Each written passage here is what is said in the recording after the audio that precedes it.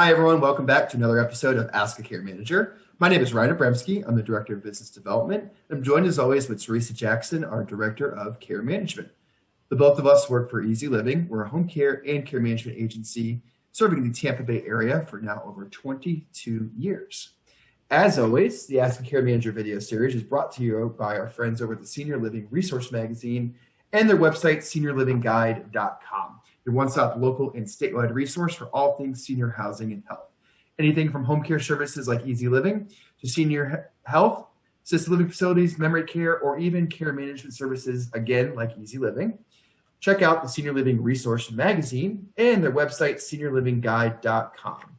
And if you do reach out to them, they will mail you the issue directly to your home. Teresa, welcome back to another week. We are amazingly at the tail end of February already. And as I'm sure everyone's aware, we've been focusing on American Heart Health Month this month. And we kind of wanted to talk about one of the programs we've been focusing on for our clients this month, and that is congestive heart failure. So we know that's one of the most prolific diseases that are out there, and it affects 62 million people in the United States alone. And it's one of the highest hospitalization and rehospitalization diseases that are out there. So I kind of wanted Teresa to talk to you today about how the combination of, a program that like we provide here at Easy Living, the Congestive Heart Failure Program, the combination of our care partners in the home along with a care manager can help really significantly reduce those hospitalization rates. Yes, definitely, Ryan. I mean, a lot of times when we start working with a new care management client, we find that not only have they not been to their primary care physician in a while, but they have not been to their specialist. They have not been to their cardiologist. So one of the things that we do is that we get them reestablished with their primary, or even maybe it is a new appointment for a cardiologist for the specialist. Maybe it had been recommended by their primary care physician, 6 months ago, a year ago, or whenever they last saw their doctor, but the client never followed through with getting that appointment with the cardiologist. So that is definitely something that a care manager can help facilitate to make sure that they're on the right medications, and we'll go in and do an assessment to see, are they taking their medications correctly? Often it's one of the first signs that someone really does need help is that they are no longer able to manage taking their medications correctly. Mm-hmm. I mean, and I wish I had the statistics, but even people that do not have any cognitive issues, the number of medication errors that are made is significant. Just because, it may not be explained clearly, or we're rushed when we're in the doctor's office, so we're not taking the time to asking again, can you explain that medication regime to me one more time, please? So a care manager definitely, will make sure, what needs to be done, what assistance is needed. And many times we need to bring in a care partner to assist, because the care manager is not going to be there on a daily basis, mm-hmm. but a care partner can come in, they can do medication reminders. And with our CHF, or Congestive Heart Failure Program, they're looking at weighing the client on a daily basis. If there's an increase in weight overnight, that could be a sign of fluid retention. Yep. So that's something that our nurse trains the care partners to look out for. Just making sure that they're taking their blood pressure and recording that information, their heart rate, getting that information to the physician. So when they have their follow-up appointment, they have a better idea of what's actually going on with the client.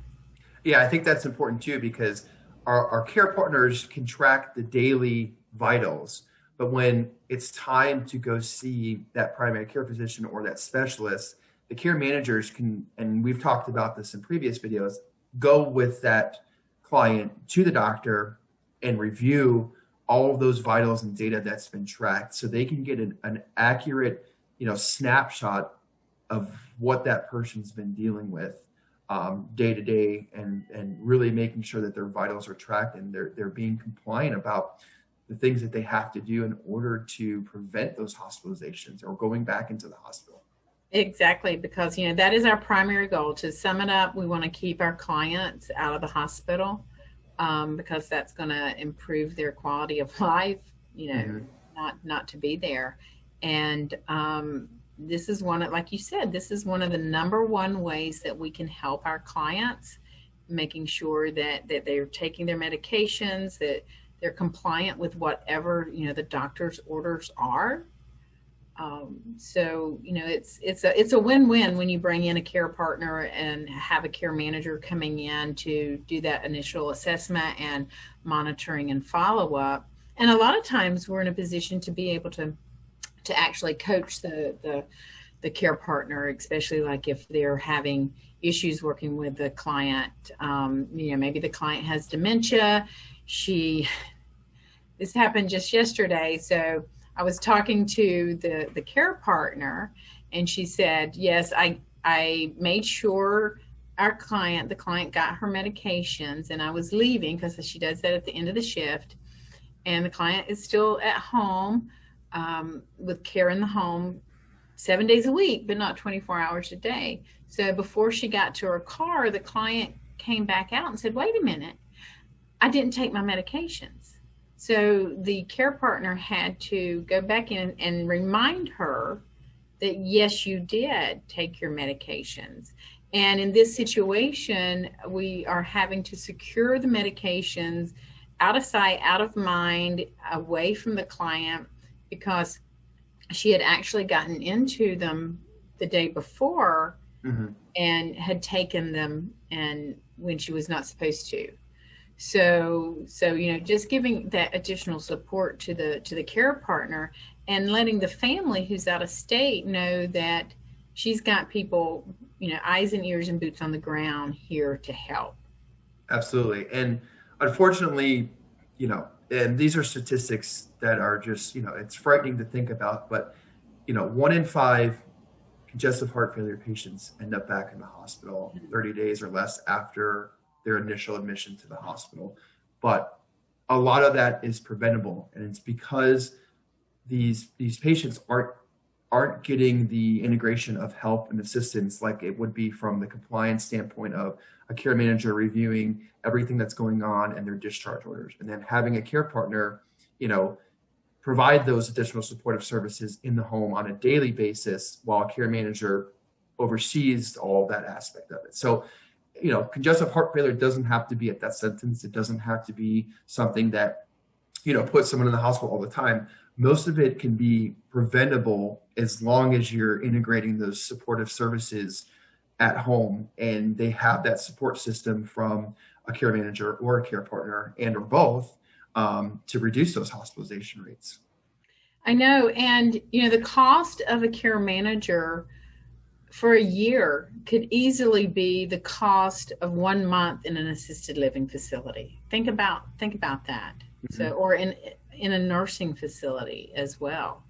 So it would be more beneficial to use that money to keep mom or dad or your loved one at home where they want to be, as opposed to having to make a move that may be more challenging or more difficult for the client to have to transition to deal with. Absolutely.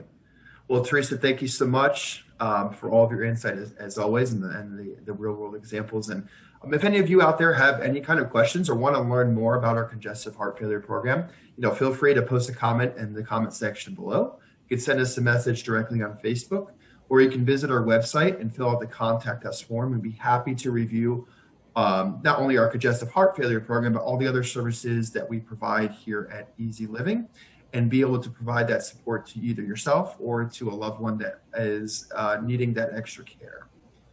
We hope to see everyone next week. And Teresa, thank you again, and we'll see everyone next time.